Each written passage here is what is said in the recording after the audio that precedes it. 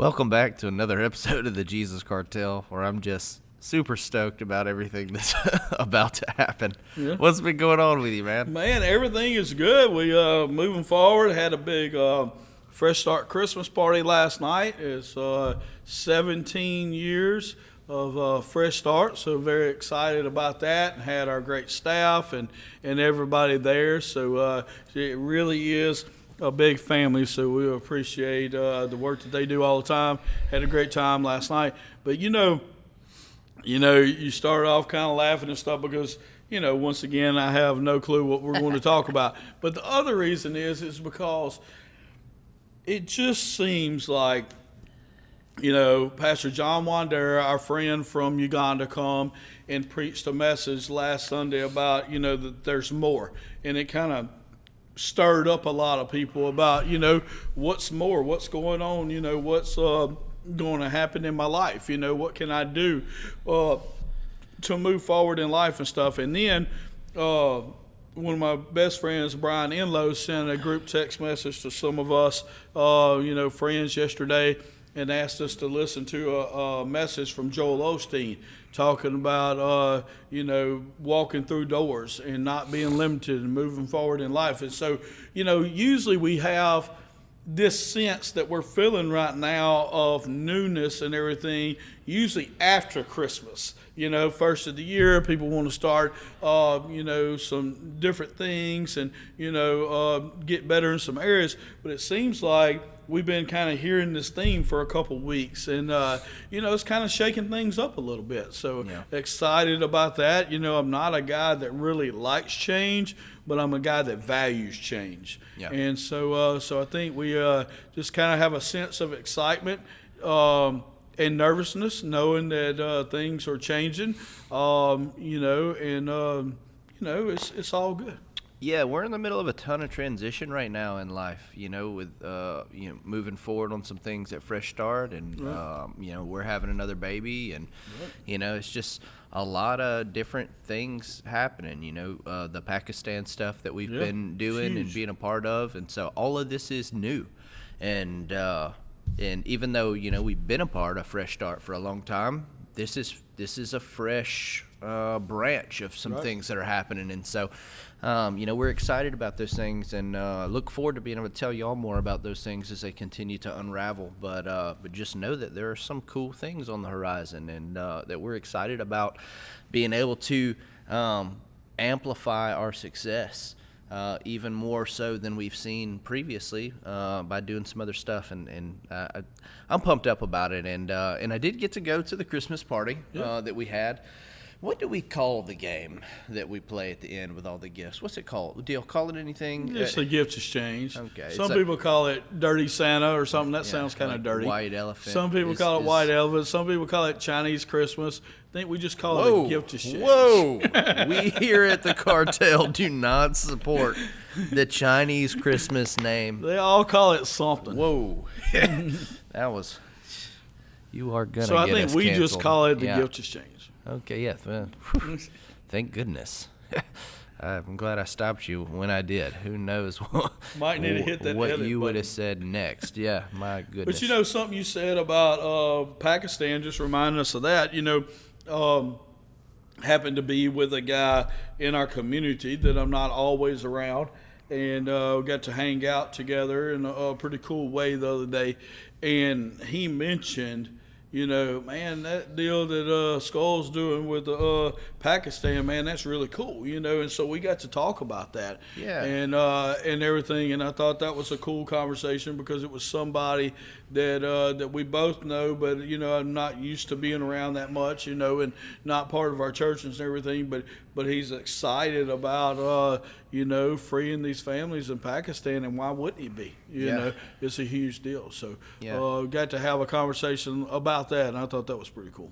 Yeah, we've gotten a lot of messages from different people in the community, from different churches and stuff, just kind of asking some details about, how everything works, like real details, Right. because, I think more and more people are curious about getting involved. They just want to, be confident in what's happening, and I'm, Right. more than willing to, share that information. But it's such a neat thing because it's opening a lot of doors to conversations I wouldn't normally get to have with people I don't normally get to have them with. And my thing is hey, look, you can do this, with me, or I can plug you straight in.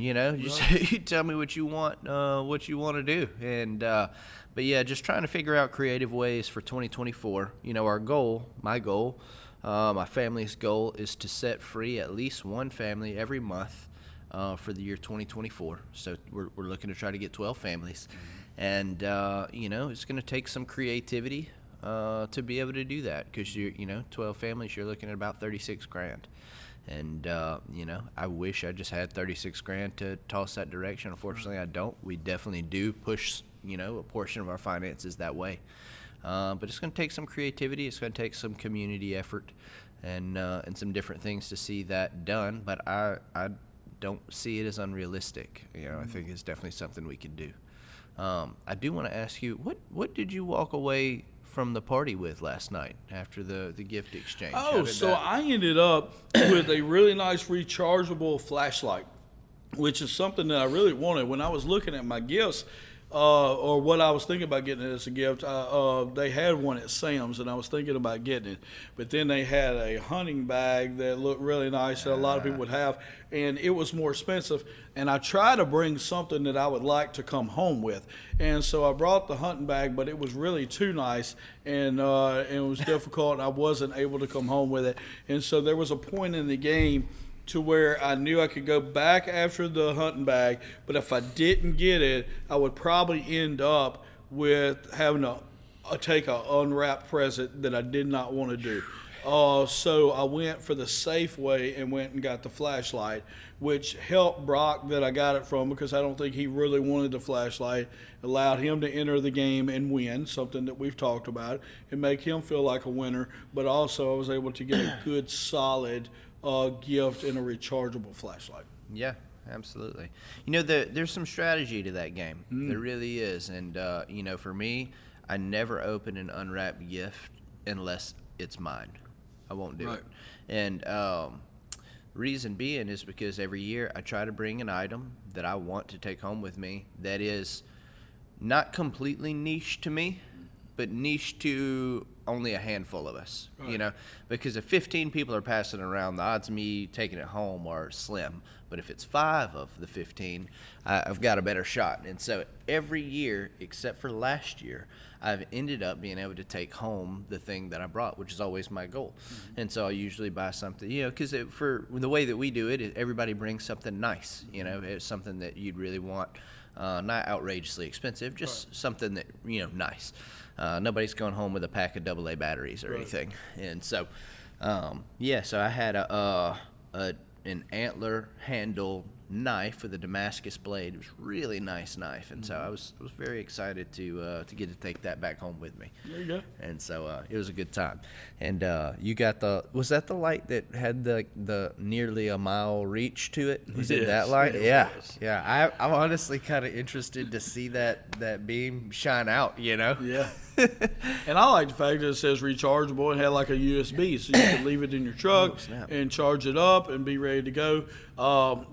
Everything that I've kind of collected over the last few years hunting, I wasn't a hunter growing up, and so just, started this when I was about 30. And so the things that, at first you borrow stuff because you're not sure, then you get hand-me-downs, and then you start buying stuff.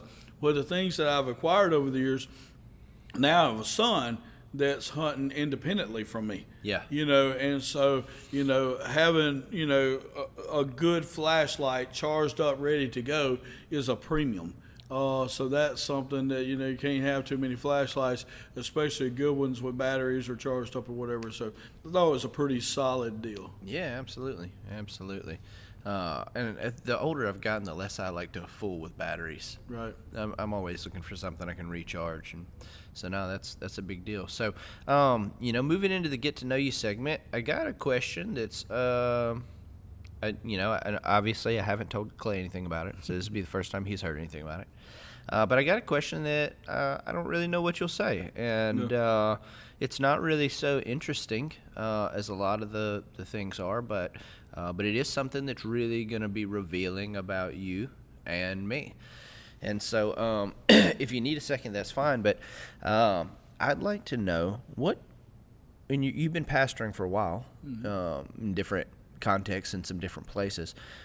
What to you is the most difficult thing about pastoring itself? And so we talk a lot about the joys of pastoring. We talk a lot about the different things that we get to accomplish and the awesome things we get to see. And we've talked some about some of the struggles. But you and I were joking with one of our ministry friends earlier about how terrible youth pastors are. Right. Obviously we're just, kind of messing with them. But that being said, it is hard to find, really good quality youth ministers also.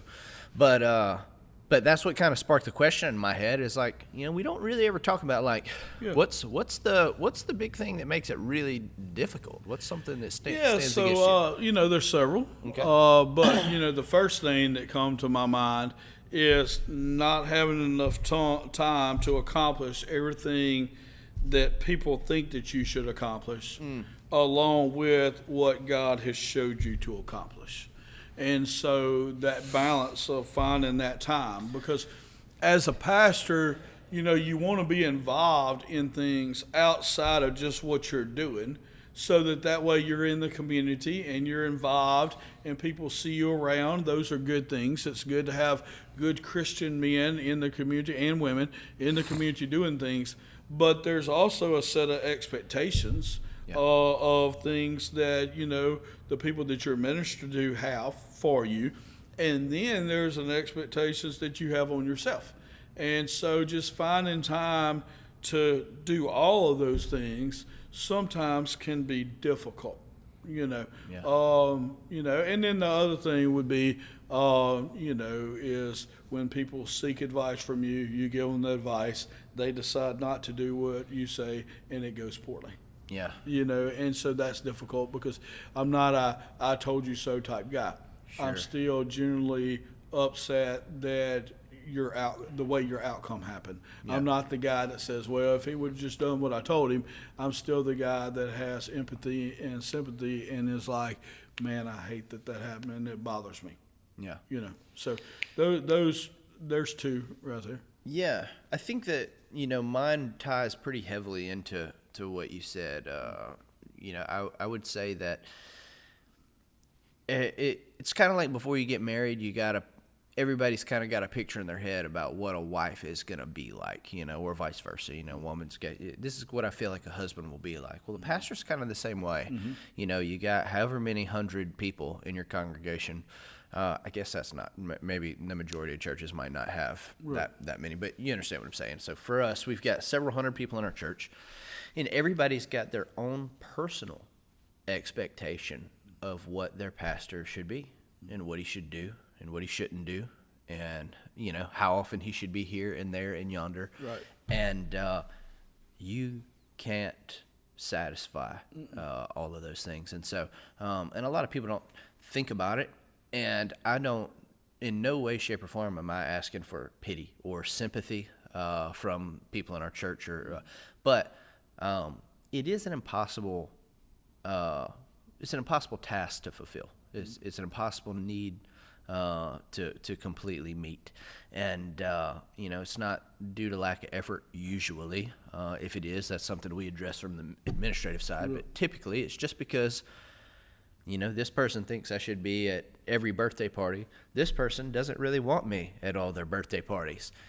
But I don't know that. You know what I mean? Because you don't know exactly what everybody wants. And so just trying to kind of filter out, and it's all got to be done through relationship. Mm-hmm. And so that's 300-400 people. Let's call that, how many families you want to call that? 90. 90 families. And then I have my own family. Mm-hmm. And so how do I develop intimacy with 90 to 100 families while maintaining intimacy with mine. It's very difficult. Yeah, because if you fail at yours, Yeah. you lose all the rest of it. Correct.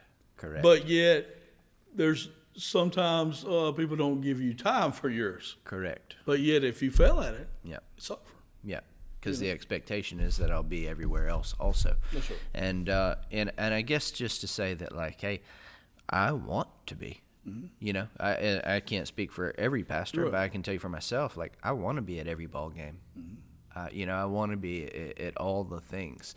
I wish it were possible, you know, but every Friday night I got kids and families at 6 different schools, you know, playing. I can't go to all of them. Right. I'd love to, can't. And my little girl's got a game too. And so I think that would be the difficulty, is that, and I'm going to sum this up I'm going to try to sum this up in a sentence or two, is that you want to develop the intimacy necessary with each family to serve that family well, while simultaneously knowing that's impossible, and also not wanting to act pitiful about it.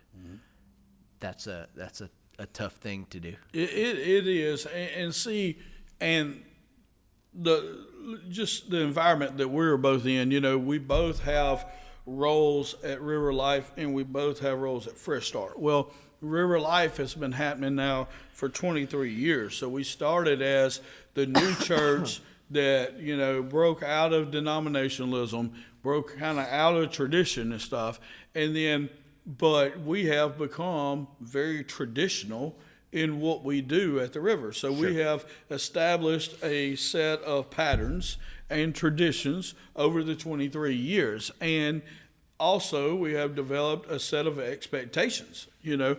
Well then, and the longer that goes on, you know, we may have 300 and 400 people here on a Sunday, but how many people still consider this to be their church home? Yeah. Just because they used to come here all the time, and now they come here when they can, you know, or whatever, you know, for whatever reason. Same way at Fresh Start. You know, used to, we were ministering to the people that were at Fresh Start. Well, with my job, I minister to graduates of Fresh Start more than I minister to people of Fresh Start. Sure. And we just, you know, because we've been doing it 17 years now, and so we have graduates that just pop in. We have graduates that just call. We just have graduates that call and, hey, I need you to pray for my family, or I need you to do this, or we have graduates die and we had to go to funerals and stuff. And so we have all this happening one time. You know, this morning, graduates took a new job or he was going to be working in Faraday today. So on his way to Faraday, we hadn't seen him in 3 or 4 years. On his way to Faraday, he pops in at the center and wants to visit. Well, he doesn't have an appointment. We didn't have him in our time schedule. But at the same time, we all want to see him. Yeah. We all wanted to see that he's doing good. We didn't want to blow him off. We wanted to show him that he's worthy and that he's appreciated. So we dropped what we were doing and spent time with him. Yeah. You know, well, there were some other things that we had planned for that time slot, and we just kind of shifted them a little bit or whatever. Why? Because we had one opportunity to really make this guy feel worthy and like we appreciated him. Sure. And we do. Yep. You know, and we want him to feel that way because we want him to stop by again next time, you know. Yeah. And so, you know, as pastors, just having time to meet, you know, your congregation's expectations plus your own expectations, plus being led by the Spirit of what God wants you to do. Often, you know, we cannot have enough time for all that. Yeah. And it can make you feel like you missed something. Or messed up. Well, here's just the stark reality of it, is that even at the time in my life that I feel like I was doing the best job as a pastor, I was still receiving open criticism from people. Yeah. Usually not directly, but indirectly. And indirect criticism always gets back to the source. You know, that's just how it works.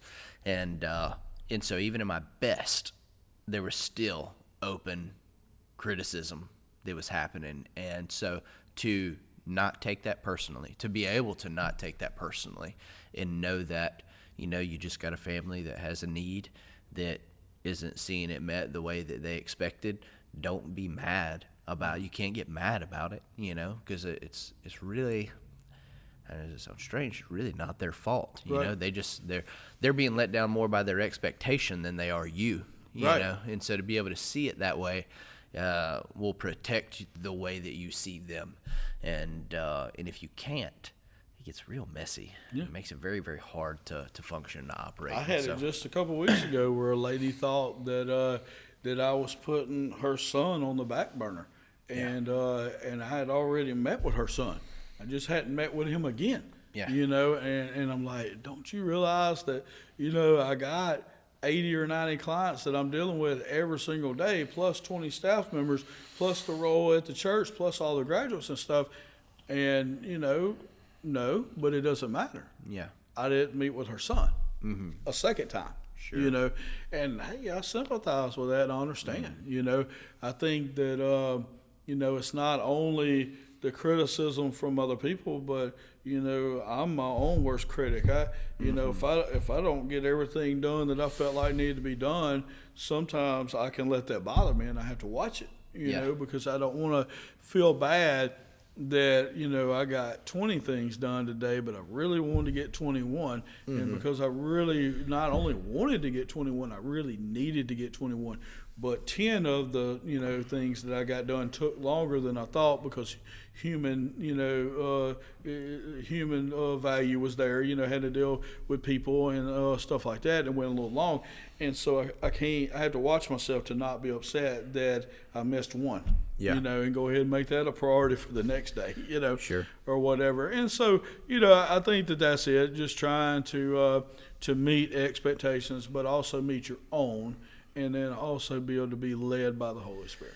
Yeah, and in a situation like that, the responsible thing would have been, as far as your own efficiency's sake, is when you were asked to meet with whoever's son, you just say, hey, I really don't have time. As far as efficiency's sake, that's the move. Right. You know what I mean? I got too much on my plate already, but because you love people and you have relationships and stuff like that, you're like, in your own mind, I don't have time, but I'll find it somewhere. You know what I mean? And a lot of times as a pastor, and this is just me being blunt, like, again, I don't want any pity or sympathy. If you know me personally, you know that that's not my game. I'm just being honest. But a lot of times as a pastor, that's where we are. We never had time for you. We decided that we were going to throw you into the mix of our hectic schedule anyways, and now you're upset because it's not working out as fast as you'd like, when the reality is we should have never put you in there to begin with. Right. But we love you and we care about you and we want to see good things for you and we want to be a part of good things for you. But a lot of times you're penalized for that. That's it. And there's only a certain amount of time. Yeah. So after, this lady telling me this, during church, while I'm trying to listen to a sermon to get fed myself, sure, I get drug out to you hear about this. But then the other side is, so the next day, I went ahead and made time to go see him. Now, where I made time was I skipped my doctor's appointment that I had scheduled for a long period of time. Yep. To go ahead and get done by the end of the year. So then when I get home and my wife asked me how my doctor's appointment was, and I had to tell her that I skipped it because I needed to go see somebody that's not part of my job, it's just something that, I was asked to do, that I'm volunteering or voluntold to do. Yeah. Then now I got a wife that's a little concerned because here I am, the one thing that I had for me that day was to, check on my health and make sure everything's good. And I didn't do that. Sure. But I did everything else that everybody else asked me to do. Yeah. Now, end of the day, nobody cares. They just want you to do what they want you to do. Yep. And it is what it is. Yep. So if you don't like it, get out.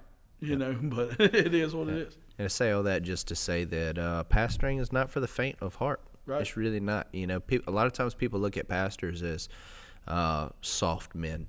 I'm just being honest. And just be a little further honest, to a large extent, I do agree. I think we do have too many soft men as pastors. I'd like to see some more real strong men take that role and take that mantle. And I've seen more of it lately than I've ever seen, which is good. But Pastoring is not for the faint of heart, Right. and it's certainly not for somebody that wears their feelings on their sleeves. You will quit fast if you wear your feelings on your sleeves. It's not like a business. It doesn't operate like a business. There are business components, but it does not function anything like anything you've ever considered business-wise. And so, yeah, just something to know about your local pastor. You know, it's different than you think.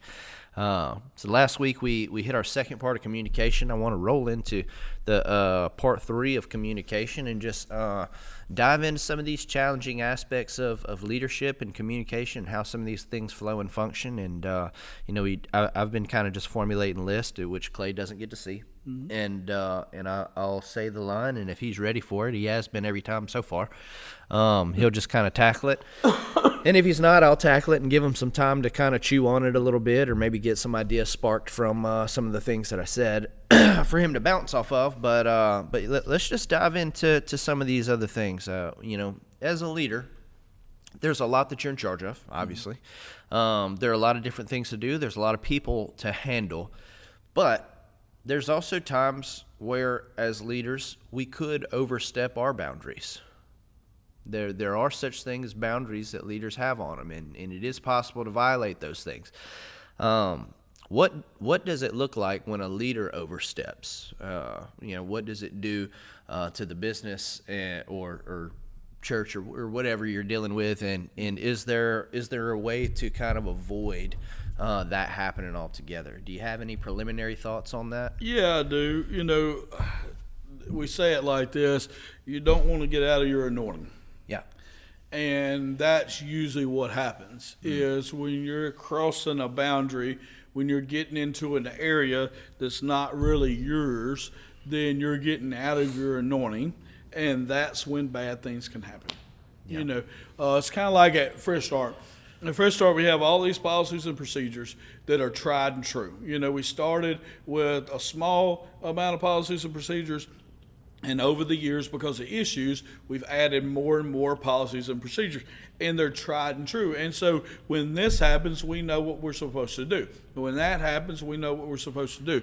But when we have the private meetings and say, hey, I know we're supposed to do this, but I feel this right now, that's usually when we get out of our anointing and bad things happen. Yeah. Now, we still do it just because we love people and we want to give them extra grace. Usually those meetings are our law says this is what we've agreed on, but we want to do this. And usually the we want to do this is more grace than what we decided originally. And it's the same way in leadership and stuff.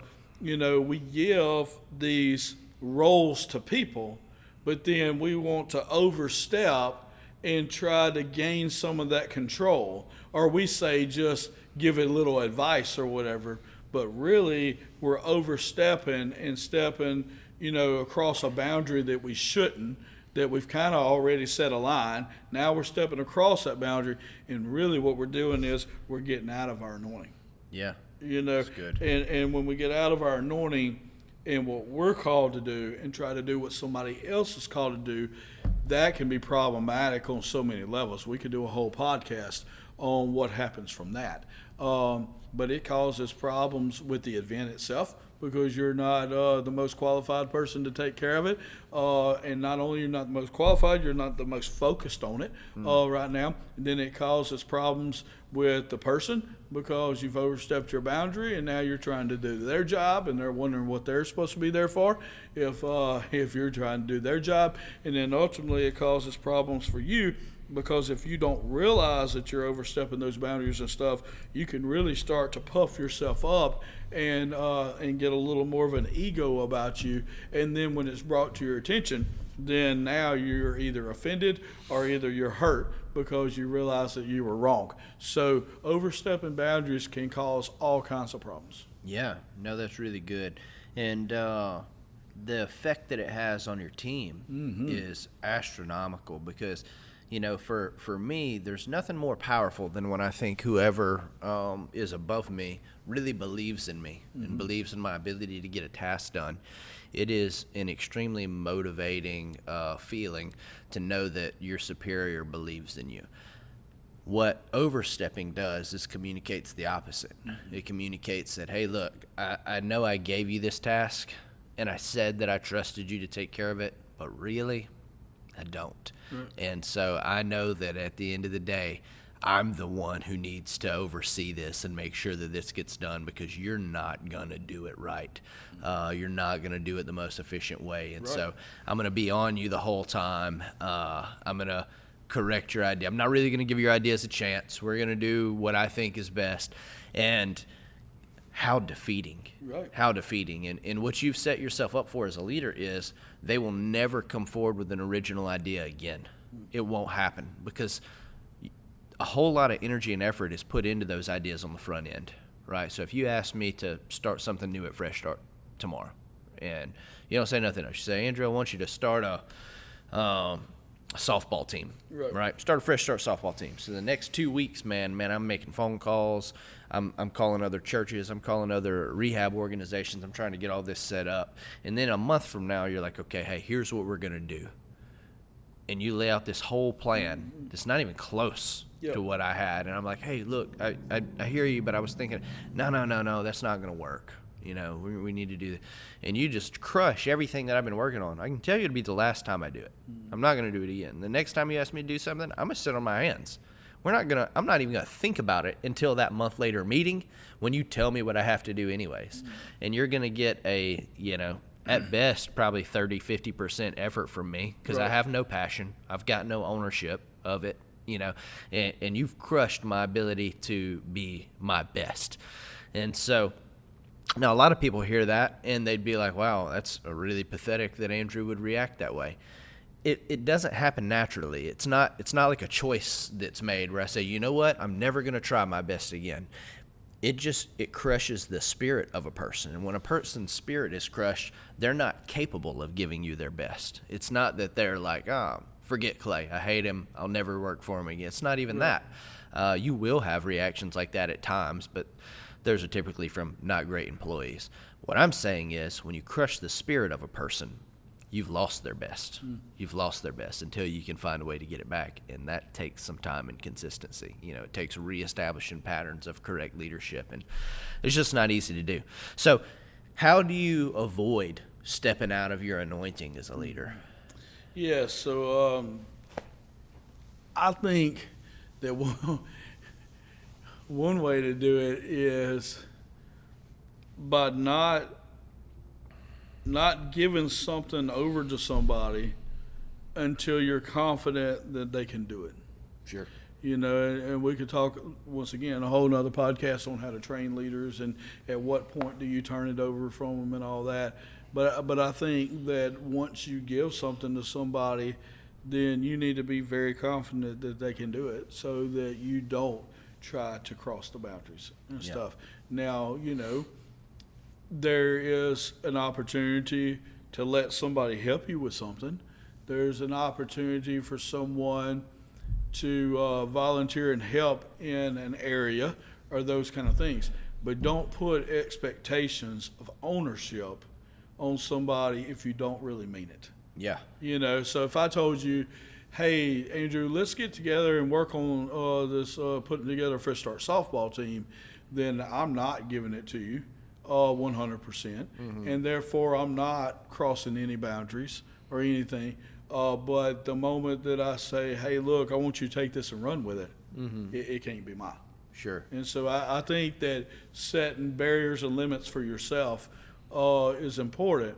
But I think that it comes with not giving authority so quick in the area also. Yeah. Until you're ready to do it. It's not necessarily just that they're ready, it's that you're ready to give it to them.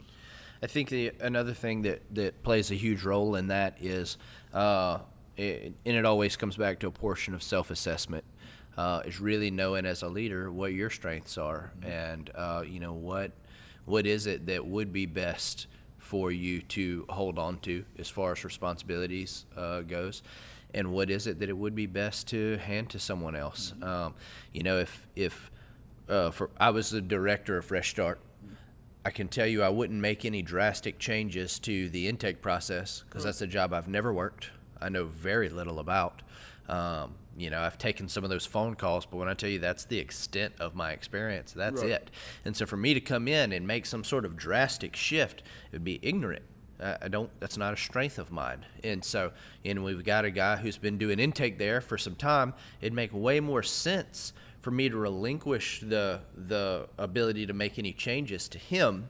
And my job is to help walk him through the refining process of the ideas. So let him bring the ideas and let me and him have a sit down together. Probably even would be better with some other members of our team also.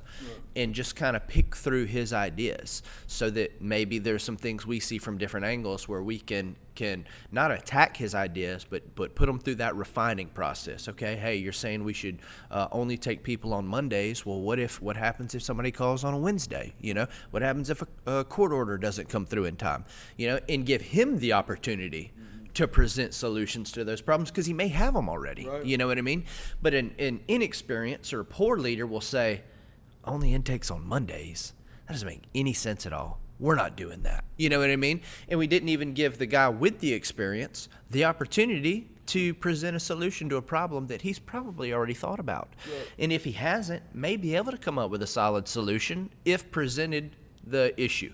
And so that's just kind of the difference between how strong leaders handle situations and delegation versus kind of a weak leader that is so afraid of failure that he doesn't allow his team to really work in their wheelhouse. And so he tries to hold all the responsibility to himself, and everything ends up being just really mediocre. Well, like for instance, I am not a button pusher. If I don't know what a button does before I push it, I'm not going to do it. Whether it's on a keyboard, whether it's on a soundboard or anything like that. And so I have to trust people that know how to do things to do it. Yeah. Now, if so my initial thought is, hey, you've been doing this for a long time, seems like you're pretty good at it. I really don't have a lot of experience in this area, so do you mind keeping on doing it? Now, if I realize that they're not good at it or we don't have anybody capable of doing it, then I'm going to learn it. Because what I don't want ever as a leader is to have my hands tied behind my back where we can't get something done because we don't have anybody that knows how to do it and I don't know how to do it. Yeah. So then I'm going to get in there and I'm going to learn it to the best of my abilities. That way, if we ever run into an issue, hey, at least I can do it. Yeah. That's so true too, because and you can attest to this. Since I've been working for you at Fresh Start, how many jobs have I absorbed? And that's the reason. That's it. So I've absorbed 3 people's full-time jobs since I started. Yep. That doesn't mean I got raises, because I haven't. I didn't get a raise for any of it, Right. because it all still worked within my normal day's timeline. But I absorbed the jobs because I wanted to make sure someone here could do it. Yep. And at this point, if we wanted to hire someone else or that would be fine, because I know how to do it. And if it didn't work out, we'd be fine. And so, I see things that same way. I'm never going to let my hands get tied to where, oh man, we don't know what to do. We lost the only person who knows how to do it. That's never going to happen. and then the other side of it is now, you have the experience of 3 totally different jobs. Yeah. It makes you a lot more valuable. Sure. Now do Sure. you want to do 3 jobs forever? No, I don't. But at the same time, I'd rather have 3 jobs that I could do instead of only having 1 job that I could do, and they don't have an opening for that. Sure. But now I can do all 3 of these jobs, and I can do them well. Now I don't want to do them forever, all 3, but at the same time, I can do it well. And so now, hey, if somebody comes along, they can do this one. I have no problem giving them that. And guess what? If they leave, I can do it again. That's right. And that's a big deal. In continuing to increase your value as a worker or as a person, as a leader, whether you're the leader or the employee, you should always be trying to increase your value, not necessarily for monetary reasons, though that is also a factor. Right. But this is going to happen, but if for whatever reason Fresh Start had to make massive cuts, right. Who do you let go? The guy who does 1 job or the guy who's doing 3? you create a job security for yourself, and you create opportunity for yourself. I've had a ton of opportunity because of the work I was willing to put in to go do other things, other places, because the people I work with, they see me do things like this. And so when someone else calls and is like, hey, do you have anybody who could do this? It's like, I got a guy who would be perfect for that. Has he ever done it before? No, but trust me. If you'll let him, yeah, he'll do it, you know. And I've had a ton of opportunity in my life like that because I always tried to create more value for myself. Yep. And so I got a good example of that, and that is something that you've done well, is to be able to, you can basically go work anywhere and do almost anything because of that desire, you know. But on my end, you know, at Fresh Start, we had to have a kitchen supervisor, a licensed kitchen supervisor, and so we lost our licensed kitchen supervisor. He got a job doing something else and was able to go on, and we blessed him with it and everything. But there was a couple people at Fresh Start that it would have naturally fit for them to be, you know, to go through the training and become the kitchen supervisor. You know, it wasn't going to be their number one job. It was just going to be a certification, you know, or whatever. Well, I allowed opportunity for those people to do that, and they just didn't do it. You know, they just didn't want the extra responsibility, didn't want to have to go back to school, didn't want to finish, and they was scared that I was going to ask them. And so they knew that that opportunity was available. Wouldn't have cost them anything. I'd paid for everything, but they didn't. And so while they were not doing that, I was behind the scenes doing it. Yeah. And so in all of my spare time, I was going back to the school. I was doing the training. I was, you know, going through, you know, the learning and the homework and all that without them ever knowing it, you know. And then all of a sudden I took off one morning, and when I came back, I was our licensed kitchen supervisor. I went to Shreveport and took a test. Yeah. And so I did that just because, you know, it's not what I wanted to do. It's not that or I had no desire to do it, but I didn't want to put it on people that didn't want to do it, because I don't want people to be unhappy about what they do. And the other side of it, we really needed it. I mean, somebody had to do it. So it was either force somebody to do something that didn't want to do it, or do it myself. Well, now, because I've become the kitchen supervisor, which is just a title that we had to have in there and stuff, then that makes me a licensed caterer. Well, because I'm a licensed caterer, now, you know, when there's events happen, a lot of these places where people have events at require a licensed caterer because they want somebody with insurance and somebody that's licensed. And so now when people need a licensed caterer, I take on a few jobs a year that I'm able to make some extra money. And they're not regular catering jobs, they're big time catering jobs, because that's what we do, because we're a licensed caterer, and there's only a few, and you can only use a licensed caterer to have an event at this place. So if you want a nicer event at a nicer place, you either get the one person they know about, or you call somebody else that you know. Well, now I'm that person. So here I am benefiting financially from something that I just did because nobody else did, you know, and now I'm benefiting financially, and it's something that my family really enjoys doing. You know, we just do a few a year. We don't do a ton. We get to pick and choose what we do, and we get to set our price, and our price is higher because of who we are and how we do it, you know. But that's been something that's helped my family, and usually we'll just take that money and we'll go on a trip. You know, it's not necessarily money that we have to have. So we'll take that money, go on a trip, do something cool for the family, and we really enjoy it. But it's because other people had it was set up for them to do it. They didn't want to do it. So here I am having to do it, you know, in the background. And like I said, I didn't hold it against them or anything like that. I did it kind of as a gift for them, to where I did it in the background. They never knew it till it was done, you know. But I think that I see a lot of those same qualities in you, and how you handle business too. Capitalize on the opportunities you have. You don't know when the next one's coming around. Right. You know, and so learn what you can learn when you have the chance to learn it. And so I think that, you know, kind of moving into the next segment of this, you know, I've seen relationship or leaders with strong relationships with their teams lead. I've seen leaders with just okay relationships lead, and I've seen leaders with bad relationships lead. How do you feel like those situations play out differently based on the leader's relationships to their employees? So I guess, what's the difference? So, first off, you have to desire relationships, and you have to understand the importance of relationships. And if you don't, then you're not going to put in the time that's required. Yeah. Because there's a lot of time required to develop a really good relationship with somebody. And if you don't value that, you will never put in that amount of time. So we have people that the ones that don't have great relationships with their teams are the ones that end up having to do so much stuff themselves. Or they do a lot of ideas and some of them work and some of them don't.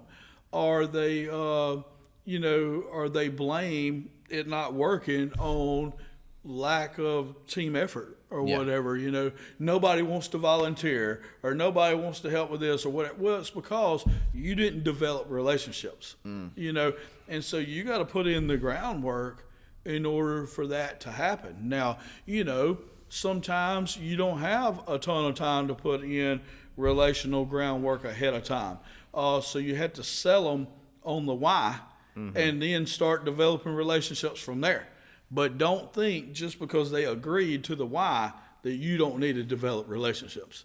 Sure. Our brother David John says that relationships are the currency of the kingdom, and we both believe that. We both buy into that. We think that that's very important.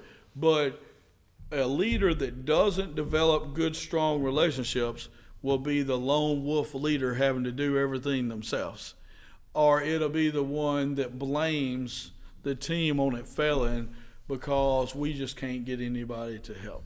Yep. And so when you hear, in fact, at our church, and I don't mean this in a negative way, I was here, man, it's just the same leaders, it's the same volunteers doing all the same stuff all the time. And I was hearing that. And so and it was said in a negative way, like we just had a handful of people doing everything. And so I just started contacting team leaders and looking at stuff and walking around, and next thing you know, I counted, I think it was like 120 people that were serving in some capacity in our church. Yeah. Now, when you have a church our size, 300 or 400 people, and over 120 of them have some role on Sundays and Wednesdays to some degree, that's pretty major. Yeah, it's a big deal. I mean, it may be somebody serving in the nursery, once a month, or somebody serving in children's church once a month, or usher and greeting once a month. But they were there every month, and they were consistent with that. Counted the people on our praise team and our sound booth, and between our praise team and our sound booth at the time, I think we were at like 22 or 23. Yeah, it's a big team. They're not every single week, but they're rotating between Wednesdays and Sundays and doing those things. And so that requires relationships and stuff. But then there's other people that are just like, man, I can't get anybody to help. Well, there's a lot of people willing to do a lot of stuff. 120 of them willing to do something at our church. Yeah. But you got to form relationships with them, grow with them, and those kind of things. I was in charge of the praise team. I knew everything about every one of those 20-something people. Sure. Because those are my people. And so, but a leader needs to, first of all, they need to value those relationships. But you can spot a leader quick who doesn't value those relationships. Correct. You have to understand as a leader that your team and your relationships with your team, that's your security blanket. There are very few people in the world, and I mean very few, probably less than 20, who are in a position where they absolutely can't get fired. It's small, right? I mean, you're Elon Musk in those groups. That's it. The rest of us are all subject to being moved around. That's just reality. Right. But your relationships with your people are the security blanket for you. And I can tell you this, when you have strong, intimate relationships with your people, you're not going anywhere. It doesn't matter what happens, because whoever your supervisor is, they know that if they lose you, they lose them. Mm-hmm. And not necessarily that they'll quit, but they'll lose their passion. Right. And that, like we talked about earlier, you crush a man's spirit, you've lost their best. A good supervisor knows that. And so if you have strong relationships with your people, man, that is a beautiful security blanket for yourself. If you have okay relationships with your people, it's an okay security blanket for you. When things are going well, they'll be excellent security blanket for you. Man, Andrew's the best boss. You know, I love working for him. When things aren't going well, yeah, man, I like Andrew. He could definitely do some stuff, you know, different would be, you know, good. Those are the kind of things you got. So you got a security blanket as long as performance is high. You don't have one if performance is low. When you have bad relationships, you have no security blanket. Yep. They want you out of there. Right. It don't matter if you're breaking company records, everybody's getting bonuses. They want you gone. It is, hey, man, how do you like working for Andrew? I'm going to be honest with you, man. We could do this without him. Yep. You know, I know things are going well right now, and it probably seems like and he may be taking credit for all this stuff, but I'm telling you, it's us. He's not even helping, you know what I mean? And those are the type of things that get shot up the chain to your superiors. How a leader doesn't see that is beyond me, but it's clear that there's a lot of leaders in the world, or a lot of people. Now, I don't want to call them leaders. That's an insult to leaders. There's a lot of people in positions of authority that don't recognize that. And they treat their employees like property, and you're going to end up in a bind. It's also a very lonely place, and so, yeah, relationships have a direct correlation to your ability to lead, and also the duration in which you're allowed to remain the leader. Mm-hmm. And so, you know. Do you have any other thoughts on that, or you feel pretty good about that? I want to finish up with one other really good question, or a question that I enjoy a lot. Are leaders born, or can they be made? Yeah, so my answer is both. You know, so many times I was listening to Joel Osteen yesterday, and that's the message my friend Brian Enlow had sent us. And so I was listening to him, and he talked about how he grew up under his dad being a pastor, and he wanted to be the guy behind the scenes. You know, I think he worked in the sound department, like a sound engineer or something like that. And if I remember the story correctly, went off to college, came back to be their sound guy, you know, and that's what he wanted to do. And his dad kept, pushing him to lead and preach and do those things. But that's not his comfort zone. That's not where he was. But his dad kept encouraging it. And so he started doing it. And, of course, he fell in love with it, and God anointed him. And he's been a great leader for many years, and really inspires people to, you know, be their best and to go the extra mile, you know.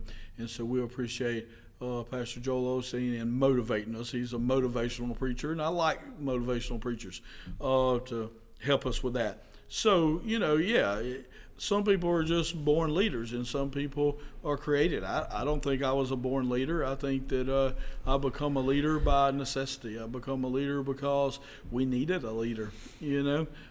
Most of the things that I've done in the ministry is because it's what we needed. You know, it's really not because of what I was born to do, or people say called to do, that chosen to do. It's really because I saw a need, it wasn't getting met, and I did it. You know, and that's pretty much everything I've ever done in ministry.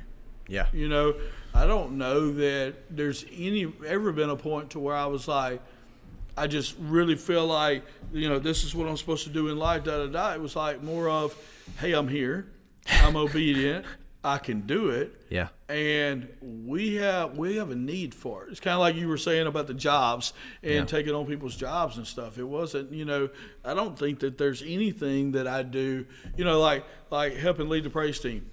I'm a musician. I've been a musician my whole life.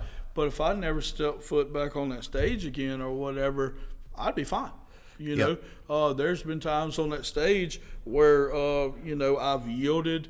You know, I don't like being the praise and worship leader. I like yielding it to other people, and I just be the bass player. Well, there's times where, you know, I've had to take it back. They leave or whatever, and I've had to do it. But really what I want to do is just go up here and play bass. Yeah. And then if we get somebody else that needs to play bass, I'd rather just be in the congregation with my wife. You know what I mean? So, you know, I lead people all the time, but I'm not a naturally born leader. You know, I've learned how to lead. I've learned how to do those things. I've read books. I've learned. I've watched, you know, participate. But I think that's one of the things that makes me a good leader, is, and I was this way in the insurance business too. I was our top salesman, but sometimes we went in pairs. And if I was with another guy that was good, I would play the second part. I would play the second guy. I'd set everything up. I'd go try to get the people. I would bring them to him and let him do the presentation. Maybe, you know, let him close, you know, whatever it needed to be. I was a good second guy, but I was the best guy. Yeah. You know, but he was a good first guy, and he just wasn't a good second guy. You know, if you didn't let him give the presentation, he didn't know how to say the extra stuff. Yeah. He didn't know how to get them in there. He didn't know how to make them feel good. He knew how to present the information. Yeah. So because he knew how to present the information, and he did it well, and he didn't do it as good as me, but we're a two-man team, and you need to do something. So I would go get the people and do the incentives and be the rah-rah guy or whatever, and then kind of be the extra guy. But really, I was a better salesman than he was. You know, I always led the company and stuff, but I've always been good at that. I've been able to be the 100th guy or the top guy. I've been able to be the co-pilot, and I've been able to be the CEO all at the same time. You know, and so for me, hey, I can get up there and run that band just as good as anybody I know, because this is what we do. I grew up as a musician, but I'd rather just show up and be a bass player. Yeah. You know, same way with running Fresh Start. You know, if we got somebody that can run Fresh Start and all I need to do is counsel every day, I can counsel every day. Yep. And you can make all the decisions, I'll be fine. Same way at the church. You know, I don't have this desire where I have to be the leader or I can't do anything. I just don't have that. I'm just as good as a member of a team as I am leading a team. Yeah. You know, and I think that's part of part of that is because I probably wasn't a natural born leader, alpha male type. But I'm not, you know, but I've learned how to lead and I'm not scared of it. Yeah. I am of the personal belief that there is no such thing as a born leader. I believe everybody has an experience in their life where they see for the first time the value of strong leadership from themselves, where you ask somebody to do something and it got done and it went really well. Now, for some of us, that happens early. Right. You know, for me, I was very young when I noticed that for whatever reason, when I was in charge, we did better than when other people were in charge. Like in elementary school, right. You know, the little bit of power they hand out. It was recognized that for whatever reason, on the days that I had it, things got done better. And I noticed it, and it stuck with me. And so I don't think that I was born a natural leader. I wasn't, you know, at daycare, you know, leading right. people around and stuff like that. I was kind of quiet, kept to myself. But I had a very early leadership experience, and it stuck with me, and I carried it with me. I think different people, my mind works in patterns. It always has, you know, and just someone whose mind works like that, we assume everyone's does. And apparently that's not true. But, you know, I can't think any other way. So my mind associates everything with patterns. And so that's what I noticed as a kid, is the pattern of when I was in charge, things went really smooth, more so than when other people were in charge. And so then I started to try to earn myself that power. You know, I didn't try to take it. I didn't try to, you know, I tried to earn it, because that was the way that it was done in elementary school. If you did so well, then you'd be it's like in scripture, you know, he who is faithful with a little would be given more. And so I was faithful with little, and I was given more. And so I saw the connection between those two things. Be faithful with what you have, you'll be relinquished more control. And so I just kept doing that my whole life until eventually I amassed a large amount of influence at a very young age.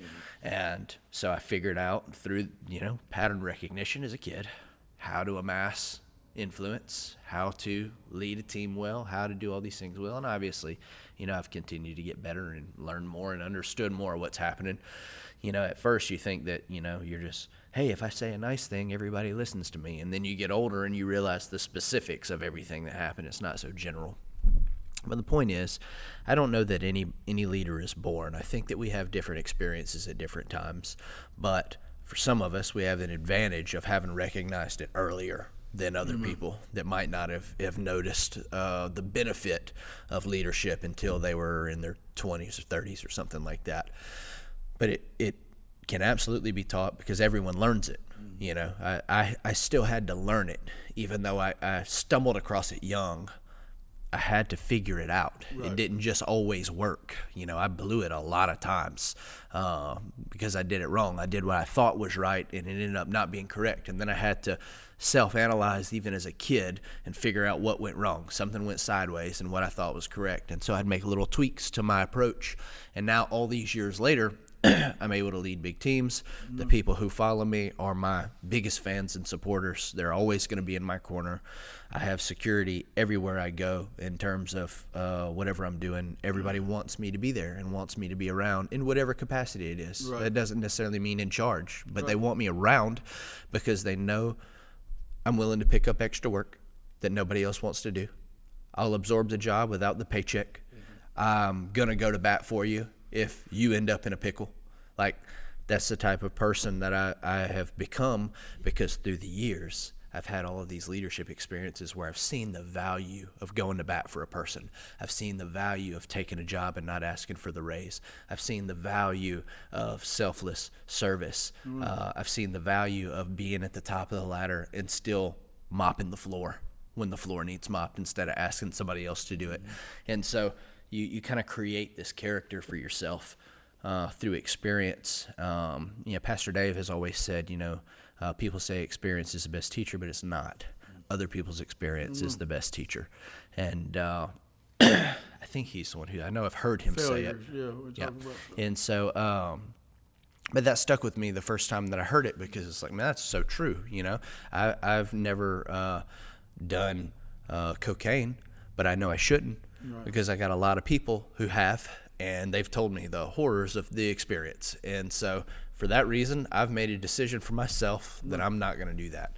And so, I think that we take other people's experiences, we take our own experiences, and we build the type of leader that we want to be based off of those. And so, that's my belief on whether they're born or created. And if you're somebody who wants to become more of a leader, we're going to continue, walking through these things over the next few weeks. But find you a mentor. Amen. Find you somebody who will spend some time with you and really talk to you about it, break it down for you. Clay, I'm good if you're good. You got anything else you want to share just today? On that end, just real quick to finish it up, it seems like almost everybody that I've heard speak lately referred to a mentor or a person that sowed into their lives. And I think that is so very important that you have people like that in your life. And I hope that that's something that, we're helping you do even on this podcast. But it's good to have somebody that you can really hang out with and get to learn from. Yep. So I just agree with Andrew on finding you a mentor. I think it's huge. Yeah, big deal. Well, good deal. We love y'all. Yeah, it'll be good.